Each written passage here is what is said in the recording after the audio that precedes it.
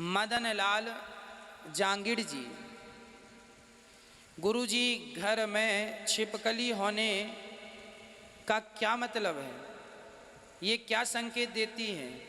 इन्हें कैसे दूर करें? कहते हैं छिपकली के लिए मोर पंख लगाना चाहिए। मोर पंख जहाँ होता है वहाँ छिपकली नहीं आती, ऐसा कहा जाता है। तो मोर पंख लगाएं और छिपकली अशुभ नहीं है ना। घर में छिपकली का होना ये बिल्कुल भी अशुभ नहीं है। आपके घर में जितने भी कीड़े मकोड़े होते हैं जो जहरीले, उन सबको छिपकली खाती रहती है। और छिपकली ने आज तक किसी को कोई नुकसान नहीं पहुंचाया। आज तक ऐसा सुनने में नहीं आया कि किसी को छिपकली ने काट लिया हो और छिपकली के काटने से कोई मर गया हो। ऐसा तो आज तक सुनने में नहीं आया। आपकी नज़र में आया ऐसा? नहीं ना। छिपकली हमेशा घर के लिए शुभ होती है, कोई अशुभ नहीं होती है। कोई आपके घर में जो विषैले जीव जंतु घूमते रहते हैं उड़ने वाले, वो उनको खा लेती है। तो जिस घर में बिल्ली होती है उस घर में चूहे नहीं होते। छिपकली होती है, जहरीले कीड़े मकोड़े नहीं होते, है ना। बहुत सारे कीड़े ऐसे होते हैं कि आपके हाथ में बैठ जाए ना तो वो फफोला पाड़ देते हैं। कई बार मुंह में बैठ जाने से यहाँ फफोला हो जाते। इन सब जहरीले जीवों को छिपकली खाती है। इसलिए घर में छिपकली का होना अशुभ नहीं है, शुभ है। यदि आप परेशान हैं, आप डरते हैं इसलिए परेशान होंगे, लेकिन छिपकली ना किसी को काटती है। लोग कहते हैं कई बार छिपकली ऊपर गिर जाती है। हाँ, गिर जाती है ऊपर, पर आज तक उसने किसी को काटा नहीं है। गिर जाती है तो आप स्नान कर लें, क्योंकि वो जहरीला जीव है, इसलिए स्नान कर लेना चाहिए। उससे कोई दोष नहीं होता छिपकली के ऊपर गिर जाने से, पर स्नान कर लेने से ठीक होता है ना। तो मोर पंख लगा सकते हैं यदि आपको दिक्कत ना हो तो। आप लोगों के जीवन में जब आप भक्ति करती हो ना मेरी माँ, तो जो आदमी भक्ति करेगा उसके जीवन में धन धान्य आएगा। वह व्यक्ति बहुत अमीर होगा जो भगवान के चरणों से जुड़ा होगा। लेकिन एक बात बताएं, भगवान के भक्त को फिर भक्ति सच्ची हो जाने पर ना फिर धन से मोह रह नहीं जाता। कई बार आप लोग कहते हैं महाराज जी भक्त हमेशा गरीब क्यों होता है? कारण है, सच्चे भक्त को धन से मोह होता ही नहीं, इसलिए वो बेचारा गरीब रहता। उसे चाहिए ही नहीं होता ना। सच्चा भक्त तो धन से मोह रखता ही नहीं है, इसलिए वो गरीब होता है। ऐसा नहीं है कि भक्त गरीब होता ना जी। भगवान की शरण में जब आप जाते हैं और भक्ति करते हैं तो धन तो पीछे पीछे चलता है, क्योंकि लक्ष्मी कौन है? नारायण की पत्नी है। जहां नारायण होंगे वहां तो लक्ष्मी होंगी ही होंगी। तो लक्ष्मी तो वहां होती है जहां भगवान। इसलिए भक्ति करो, लक्ष्मी मिलेगी। चूंकि भक्त लक्ष्मी मां को, नारायण को स्वीकार कर लेता है, लक्ष्मी की उलझन में वो पड़ना नहीं चाहता कि लक्ष्मी आएगी कहीं हमारी बुद्धि भ्रष्ट ना हो जाए। इसलिए वो सुदामा के जीवन में भी भक्ति के बाद धन मिला कि नहीं? भगवान ने संपत्ति दी ना, और जब धन मिला तो सुदामा जी डर गए थे। सुदामा जी ने कहा प्रभु मैं ये धन नहीं ले रहा हूं, मेरी घास की कुटिया अच्छी है। क्यों? बोले इतना धन दे दिया आपने, कल को अहंकार आ गया तब तो मैं ना घर का रहूंगा ना घाट का, मुझे फिर नरक भेज दोगे आप।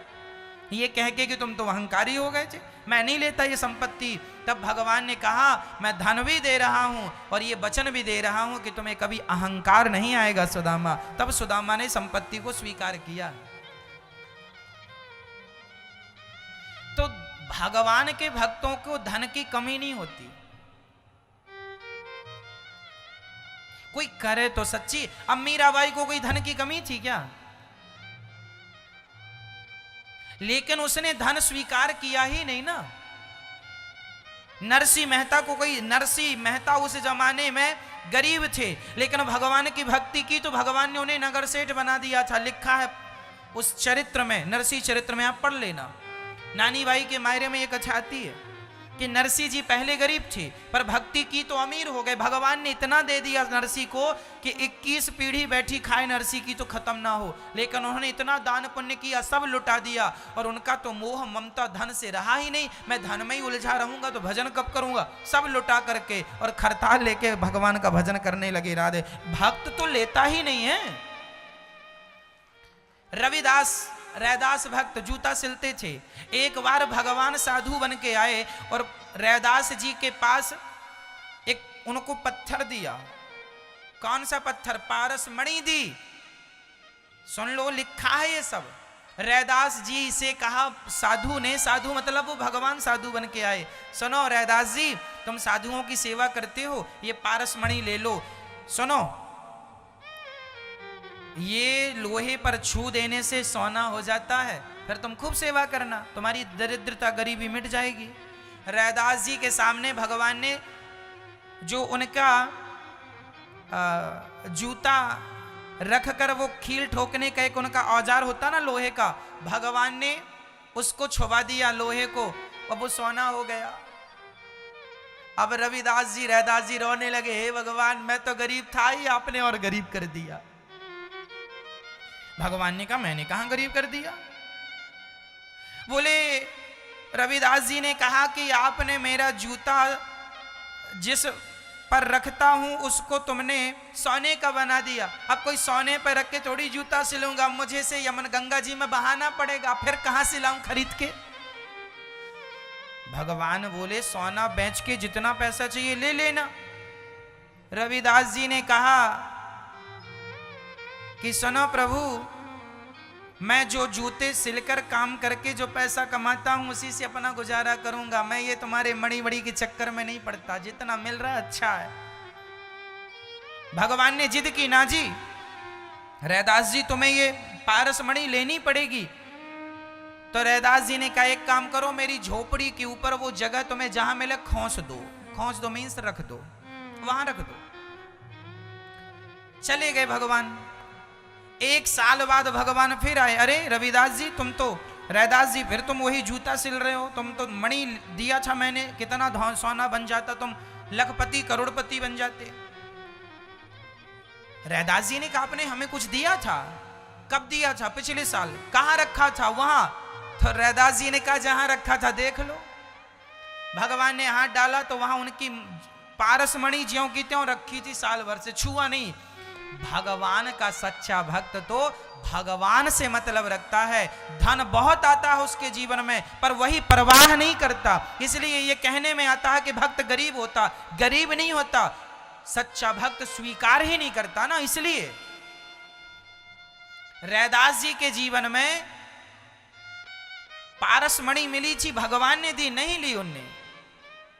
इसके बाद बहुत जिद करने पर फिर उन्हें 2 सोने के सिक्के रोज देते थे भगवान, उनके ठाकुर जी से रोज प्रकट होते थे, उससे फिर वो साधु सेवा करते थे। वो भी भगवान के जिद करने पर वो पूरा पैसा वो सेवा में लगाते थे, अपने लिए रोटी उस पैसे से नहीं खरीदते थे, जूता सिल के जो कमाते थे उसी से अपनी रोटियां खाते थे। भक्त लेता ही नहीं, भगवान दे दे के परेशान है।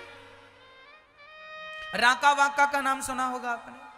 राका वाका पति पत्नी, पति का नाम था राका, पत्नी का नाम था बाका। राका वाका दोनों जंगल की लकड़ियां समेट के लाते, जो पैसा बचता भगवान की पूजा करते, संतों की सेवा करते, खवाते पिवाते और खाते, रोज कीर्तन, दिन भर कीर्तन, सीताराम सीताराम सीताराम सीताराम सीताराम, राधे श्याम राधे श्याम, राका वाका दोनों जपते। एक दिन नामदेव जी ने विट्ठल भगवान से कहा प्रभु ये राका वाका बड़े गरीब हैं और आपके बड़े अच्छे भक्त हैं, इनको पैसा क्यों नहीं देते हो? भगवान विट्ठल बोले नामदेव मैं देता हूं, ये लेते ही नहीं है। अच्छा चल तेरे सामने देता हूं। तो एक दिन विट्ठल भगवान और नामदेव जी दोनों राका वाका के रास्ते में ढेर सारा सोना बिछा के आ गए, ढेर सोना का, और जरा ऊपर माटी डाल दिए, जरा जरा दिख रहा था, और झाड़ियों में जाके छिप गए। राका वाका रोज जंगल जाते थे लकड़ियां लेने के लिए, तो जब गए तो राका आगे आगे थे। तो राका ने देखा कि यहां कुछ सोना पड़ा है, ध्यान से देखा सोना था। राका ने तुरंत पीछे देखा और तुरंत मिट्टी डालनी शुरू कर दी उसके ऊपर। राका को लगा कि कहीं मेरी पत्नी बाका ने देख लिया और कहीं उसने जिद किया, क्योंकि माताओं को सोना बड़ा प्रिय होता है। तो राका को लगा कि कहीं मेरी पत्नी बाका ने देख लिया तो कहीं उठा ना ले। तब तक बाका आ गई और राका से ज्यादा त्यागी उनकी पत्नी थी। बाका ने कहा आप क्या कर रहे हैं? उन्होंने कहा माटी डाल रहा हूं, यहाँ सोना है तो उस पर मिट्टी इसलिए डाल रहा था तुम ना देख लो। बाका ने कहा प्रभु आप माटी के ऊपर माटी क्यों डाल रहे हैं, वो तो माटी ही है। ये कहकर दोनों चले गए, जंगल की लकड़ियां लेकर आए, बेचा, जो पैसा मिला खाया पिया, भोग लगाया ठाकुर जी को और कीर्तन करने लगे, श्री कृष्ण गोविंद हरि। दिन भर कीर्तन, दिन भर। अब भगवान विट्ठल बोले, नामदेव अब तू बता मैं क्या करूं, ये धन लेते ही नहीं है। भगवान का भक्त गरीब नहीं होता,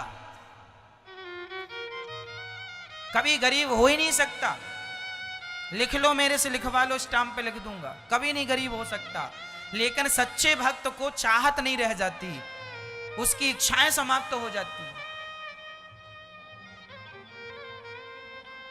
लेकिन आप लोगों को पैसा चाहिए तो मैं आपको बता दूं कि भगवान की शरण में आ जाओ, जितना चाहते हो। तुम्हारी जरूरतें हैं ना, रोटी कपड़ा मकान की गाड़ी घोड़ा चाहिए तुम्हें, घर बन जाए, पैसा आ जाए जरा 10-20 लाख खाते पे आ जाए, इतना तुम्हें खूब मिल जाएगा। तुम जाप तो शुरू करो, श्रीमन नारायण का जाप करो, और ये मान के चलो कि प्रभु मैं आपकी हूं, मैं आपका हूं, आप मेरे हैं। इस विश्वास से चलो। 1 साल के अंदर आपकी तस्वीर तकदीर ना बदल जाए तो आप जो सजा देंगे मुझे मंजूर है। 1 साल के अंदर आपका जीवन बदल जाएगा। जाप करो तो सही, श्रद्धा से विश्वास करो तो सही, एक बार समर्पण करो तो कि नाथ मैं आपकी हूं, मैं आपका हूं। अब आप करें ना तो मिल जाए तो साहब देखो, बिना हॉस्पिटल का इलाज नहीं होता। भक्ति बिना किए आपका कष्ट मिट जाए पॉसिबल नहीं है। कर लो तो गारंटी मैं लेता हूं।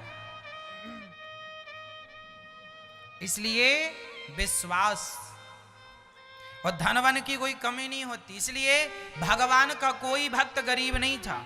नाम बताओ कोई गरीब था तो? आप कहेंगे महाराज जी केवट गरीब था। केवट लेता नहीं था। राम जी ने दिया, ये सोने की अंगूठी ले ले, क्या लिया? उतराई दी ना राम जी ने। जब केवट ने राम को पार लगाया तो राम जी ने केवट को क्या दिया था? सोने की वह बहुमूल्य अंगूठी थी। अरे नीलाम कर देता, केवट तो करोड़ों में जाती, राम जी की अंगूठी थी। लेकिन केवट ने लिया क्या? अरे मेरी मां, भक्त तो ऐसा होता है कि भगवान दे रहे हैं तो भगवान से भी मना कर देता, ना प्रभु धन ना देना, मुझे अपने चरणों की भक्ति देना। वो ये मांगता, चाहिए नहीं तो क्या करेंगे भगवान। और फिर ये लोग कहते हैं भगवान के भक्त तो गरीब होते। कोई गरीब नहीं होते भक्त बहुत धनवान होते हैं, भक्त लेता ही नहीं। और तुम्हें लेना है तो तुम लेते जाना, तुम अमीर हो जाओगे। धन कोई बहुत बड़ी बात नहीं है मेरी माँ। 1 साल के अंदर मैं आपकी जिम्मेदारी ले सकता हूं। जैसा कहता हूं वैसा करो। 1 साल के अंदर परिणाम तुम्हें 15 दिन में दिखने लग जाएगा। 1 साल में तो तुम बन जाओगे लखपति करोड़पति। परिणाम तो तुम्हें 15 दिन से दिखने लग जाएगा। पर कोई चले रास्ते पर तब ना। अब रोते हैं महाराज भगवान धन नहीं है, बड़े गरीब हैं, गरीब हैं। रोते से क्या होगा? भगवान की शरण में जाओ, कहो कि नाथ मैं आपकी हूं, आप समर्पण करो, प्यार करो, विश्वास करो भगवान पे। फिर देखो, अब तुम विश्वास करते नहीं हो, प्रेम भगवान से करते नहीं हो, समर्पण करते नहीं हो और रोते हो मैं गरीब हूं, मैं दुखी हूं। फिर रोते रहो, तुम्हारा कोई इलाज नहीं है, तुम्हारा कोई इलाज नहीं है। एक मैया मेरे पास आई, गुरुजी मैं बड़ी दुखी हूं। मैंने कहा बोलो श्रीमन नारायण। महाराज मैं बहुत दुखी हूं, कुछ और बताओ। मैंने कहा कुआं है आसपास? हाँ है। मैंने कहा कूद जाना है, सबसे बढ़िया उपाय है। बोल रहा हूं कि श्रीमन नारायण का जाप कर, मेरी माँ मेरी बहन कल्याण होगा, सब कुछ ठीक होगा। नहीं महाराज कुछ और बताओ। इससे बड़ा क्या बता दूं मैं, बताओ। मेरे को तो इतना ही पता है श्रीमन नारायण भगवान से बड़ा क्या है। फिर भगवान से बड़ा कुछ हो तो फिर मैं आपको बताऊं। इससे भी ऊपर कुछ है क्या? सबसे ऊपर यही है भाई। हमारे देश में तो देखो सरपंच होता है, पार्षद होता है, विधायक होता है, सांसद होता है, मंत्री होते हैं, प्रधानमंत्री होते हैं, राष्ट्रपति होते हैं। राष्ट्रपति से भी ऊपर कुछ होता है? बताओ कौन होता है? राष्ट्रपति होते हैं। जैसे सबसे श्रेष्ठ हमारे देश के संविधान में राष्ट्रपति होता है, उसी प्रकार धरती के संविधान में सबसे श्रेष्ठ भगवान होते हैं। उनसे श्रेष्ठ कुछ नहीं होता। उनका नाम जपो, अपने आप दुख चला जाएगा। अब महाराज जी दुख दूर कर दो, कैसे कर दें? जाप करो, रास्ता मैं बता सकता हूं, उस रास्ते पर चलना आपको पड़ेगा। तो भगवान का भक्त सदा भगवान का नाम कभी भी ले लो, कहीं भी ले लो। भाव कुभाव अनख आलसहूं, नाम जपत मंगल दिसि दसहूं। इसलिए कहता हूं मेरी माँ, नाम जपने का अभ्यास बनाओ। काम करते हुए भगवान का नाम जपते रहा करो। नाम किसी भी हाल में छूटना नहीं चाहिए। नाम ही हम सबका सहारा है। पहले नाम को ही पकड़ना पड़ता है। एक व्यक्ति बोला, महाराज जी नाम जपने से क्या होगा? हमने कहा तेरा नाम क्या है? उसने कहा मेरा नाम अखिल है। मैंने कहा ठीक है जा। जब वो घर गया तो रात के 12 बजे उसके घर पर हम गए और चिल्लाए, हमने आवाज लगाई बाहर से, भैया अखिल अखिल। एक बार में नहीं सुना, 2 बार में नहीं सुना, तीसरी बार में नहीं सुना, चौथी बार में हम बोलते गए। अंत में दरवाजा खोल के आया, बोले क्या बात है? हमने कहा कोई बात नहीं, हम तो नाम ले रहे हैं। अरे आप हमारा नाम बोल रहे हैं? हमने कहा तेरा नाम थोड़ी अखिल है, बहुत लोगों का नाम अखिल है। अखिल ब्रह्मांड नायक हमारे भगवान का नाम है। अरे आप बुला रहे हैं हमें। हमने कहा पगले, जब तेरा नाम बोलने से तू मेरे सामने आ गया सामान्य इंसान, तो भगवान का नाम कोई भक्त प्रेम से पुकारे तो क्या भगवान नहीं आएंगे? क्या भगवान बहरे हैं? अरे भगवान बिनु पग चले ही सुनहि बिनु काना, सहस्त्र शीर्षा पुरुखा सहस्त्राक्षा सहस्त्रपात। भगवान के एक नहीं हजारों आंखें हैं, हजारों कान हैं। चींटी भी अपने पांव में घुंघरू बांध के नाचे तो परमात्मा को सुनाई पड़ जाता है कि कोई चींटी मुझे पुकार रही है। ये भगवान है, ये भगवत दर्शन है। इसलिए आप सभी किसी भी हाल में भगवान का नाम ना छोड़ा करो। भाव से जपा करो, प्रेम से जपा करो। नाम सदा मंगल ही करता है, कल्याण ही करता है। पहले नाम जपो, फिर धीरे धीरे जिसका नाम जप रहे हो उनसे धीरे धीरे प्रेम हो जाएगा। जैसे आप जप रहे हो राधा कृष्ण राधे कृष्ण कृष्ण कृष्ण, तो पहले कृष्ण कृष्ण जपो, बाद में क्या होगा? हाँ, पहले नाम जपो सामान्य, राम राम जपो, फिर धीरे धीरे क्या होगा? जिनका नाम है राम से धीरे धीरे जनाम जपते जपते उन राम से प्रेम हो जाएगा। क्या हो जाएगा? राम से, राम से क्या होगा? देखो शुरुआत तो नाम से ही होगी ना। अच्छा, आप किसी से दोस्ती करेंगे तो उसका नाम पूछेंगे कि नहीं? हाँ या ना? पहले नाम पूछेंगे, फिर बातचीत करते करते ही आगे बातें होती हैं। बस इसी तरह शुरुआत नाम से। केवल नाम काम करते हुए नाम जपते रहो। नाम कभी भी ना छूटे, किसी भी हाल में ना छूटे। इस बात का हम सबको ख्याल रखना चाहिए। इसलिए नाम है। कब तक नाम जपें? बोले जब तक भगवान सुन ना ले तब तक नाम को जपते काम करते रहो, नाम जपते रहो।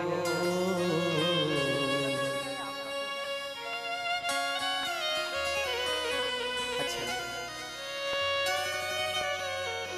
आपका बहुत बहुत धन्यवाद।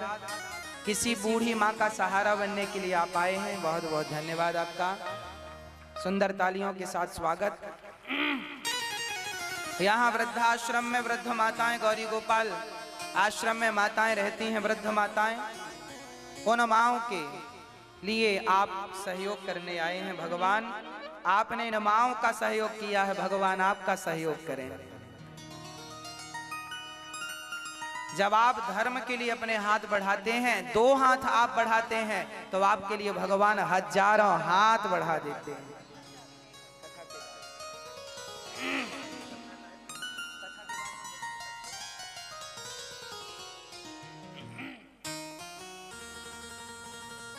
याद आवेगी उसको कभी ना कभी,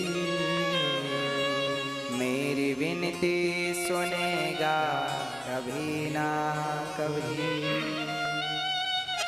ऐसा विश्वास मन में जगाते चलो, मन से गोविंद गोपाल गाते चलो। नाम धीरे धीरे जपो, धीरे धीरे। कैसे नाम जपना है? पहले नाम जिह्वा से जपना है। बोलो राम, बोलो राम, राम सीताराम, सीताराम। अब इसी नाम को हृदय से बोलो। अब आपकी जिह्वा ना हिले, होंठ ना हिले, और आप बोलो सीताराम। बोलो, बोलना नहीं है, बाहर आवाज नहीं आनी चाहिए। आप महसूस कीजिए आपके हृदय में, हृदय की धड़कन के साथ एक नाम चलेगा, सीताराम, सीताराम। राधे कृष्ण, राधे कृष्ण, राधे कृष्ण, राधे कृष्ण, राधे कृष्ण, राधे कृष्ण। आपकी जिह्वा ना हिले और बस नाम चलता रहे, कृष्ण कृष्ण, श्री कृष्ण, श्री कृष्ण। ये हृदय से जाप है। इस जाप को आप करेंगे तो बहुत जल्दी जनाबाई के ओपलों से विट्ठल विट्ठल की ध्वनि निकलती थी। भक्ति मती जनाबाई ओपले बनाती थी, कंडे थापती थी, तो उसके ओपलों से विट्ठल विट्ठल की ध्वनि। जो भक्त हृदय से नाम जपता है और हृदय के बाद नाभि से नाम जपता है तो रोम रोम से नाम निकलता है। वो किसी वस्तु को टच कर दे तो उससे भगवान का नाम निकलने लग जाता है। ये प्रभाव भजन का। कोई संत भजन करने वाला इसलिए गुरुजनों का आशीर्वाद लेते हैं। आपके सिर पर गुरुजन हाथ रख देते हैं तो गुरुजनों की भक्ति आपके हृदय में प्रवेश कर जाती है और आप भी भक्त बन जाते हैं। ये भजन का प्रभाव है, भजन का प्रभाव है। प्रिय भक्तों, अजामिल जैसे पापी ने मरते समय नारायण का नाम लिया। पार्षद गण आए, यमदूतों से कहा जाओ ये तो मरते समय नाम लिया है, इसकी सदगति होगी। यमदूतों ने कहा इसने भगवान का नाम नहीं पुत्र का नाम लिया है। बोले पुत्र का नाम तो इसका नाम नारायण अभी से पड़ा है, भगवान का नाम नारायण तो अनादि काल से है, इसलिए इसका उद्धार होकर रहेगा। यमदूतों ने कहा इसने जीवन भर पाप किया है, इसे नरक ले जाएंगे। पार्षदों ने कहा जीवन भर पाप किया है ये तो सत्य है, पर मरते समय भगवान का नाम जिसके मुख से निकल जाता है, भगवान ने वचन दे रखा है कि मरते समय किसी के मुख में गंगा जल होगा या तुलसी का दल होगा या मेरा नाम होगा, इन तीनों में कोई एक चीज होगी तो मैं उसे कभी नरक नहीं जाने दूंगा। भगवान कहते हैं मैं अपने भक्त का विनाश नहीं होने दूंगा, पतन नहीं होने दूंगा। इसलिए कहता हूं गंगा जल रोज पिया करो, थोड़ा 2-4 बूंद ही सही।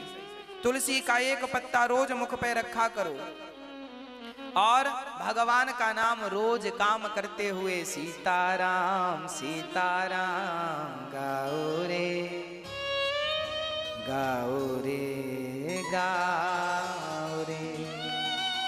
काम करते हुए नाम ना विसारिए, बस काम करते रहो और कृष्ण कृष्ण नारायण जय श्रीमन नारायण ना जो आपके गुरु जी ने मंत्र दिया है उसका हृदय में जाप चलता रहे। इसलिए गुरु जी से गुरु मंत्र प्राप्त करो और गुरु मंत्र भी परंपरागत मंत्र हो। वो मंत्र फिर आप गुरु परंपरा से लोगे और उसका जाप करोगे तो काम करते रहो और अपना नाम गुरु परंपरा का नाम जो गुरु मंत्र है आपका जाप करते रहो। गुरु के बिना गति नहीं है। आपने गुरु नहीं बनाए और मनमाना मंत्र जपा, पुस्तक में लिखा हुआ मंत्र आप जप रहे हैं। तो देखो पुस्तक में लिखा हुआ मंत्र जपने से कोई फल की प्राप्ति नहीं होने वाली। मंत्र वही रहेगा, पर जब तक गुरु अपने मुख से आपके कानों में ना प्रवेश कराए, जब तक वो गुरु से ना जुड़े, तब तक उस मंत्र का कोई प्रभाव ही नहीं। वो मंत्र निष्फल है जो गुरु के बिना आप कुछ लोग होते हैं मनमाना जपते रहते हैं, जो मन में आया जप रहे हैं। अरे काहे जप रहे हो? गुरु परंपरा से मंत्र प्राप्त करो और उस मंत्र का जाप करो, वो मंत्र सिद्ध होगा। ऑलरेडी गुरु ने सिद्ध किया है, जब जप कर फिर आप उसे सिद्ध करो। वह मंत्र जब सिद्ध मंत्र प्राप्त होगा और आप जपोगे तो अपने आप जीवन में सिद्धि प्राप्त हो जाएगी। आपका जीवन सारे दुखों से, जंजाल से निकलकर अपने आप आनंद का अनुभव करोगे। पर मंत्र परंपरागत हो, लक्ष्मी नाथ समारंभाम नाथ यामुन मध्यमाम अस्मदाचार्य पर्यंताम वंदे गुरु परंपराम। देखिए हमारी क्या है? वंदे गुरु परंपराम, हमारी परंपरा है, परंपरागत मंत्र है हमारा। आप अपनी परंपरा से जुड़िएगा। आचार्य, परंपरागत आचार्य, इसलिए हमारे आचार्य परंपरा है। हमारे यहाँ 4 परंपराएं हैं हमारे भारत में। 4 परंपराओं में किसी एक परंपरा से जुड़िएगा। हमारी परंपरा है रामानुजाचार्य परंपरा। वल्लभाचार्य जी की अपनी परंपरा, श्रीमद् वल्लभाचार्य जी की परंपरा। हमारे भारत में वल्लभाचार्य, रामानुजाचार्य, निम्बारकाचार्य, हाँ निम्बारकाचार्य भी हुए हैं, और निम्बारकाचार्य, रामानुजाचार्य, वल्लभाचार्य जी, ऐसे आचार्य हैं हमारे। इनके बाद फिर और परंपराएं बनती गईं।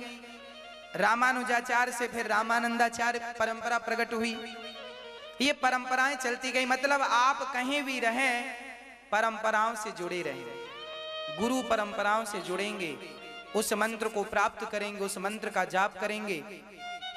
शंकराचार्य जी की परंपरा है, आद्य शंकराचार्य परंपरा, आचार्य परंपरा, वो भी परंपरा है, आद्य शंकराचार्य जी की परंपरा। तो ये परंपराएं हैं। इन परंपराओं से जुड़ करके जब आप मंत्र जाप करते हैं तो आपका मंत्र फलीभूत होता है। आपके आज लोग बहुत सारे मंत्र तो जप रहे हैं, परंतु उनका कोई प्रभाव नजर नहीं आता, क्योंकि आपका मंत्र अभी गुरु परंपरा से, अभी आप मनमुखी हैं, अभी गुरुमुख नहीं भये। जब तक व्यक्ति मनमुखी होता है। अच्छा एक बात बताओ, जो आप मनमुखी जप रहे हैं वो मंत्र जैसा है, मंत्र नहीं है। For example,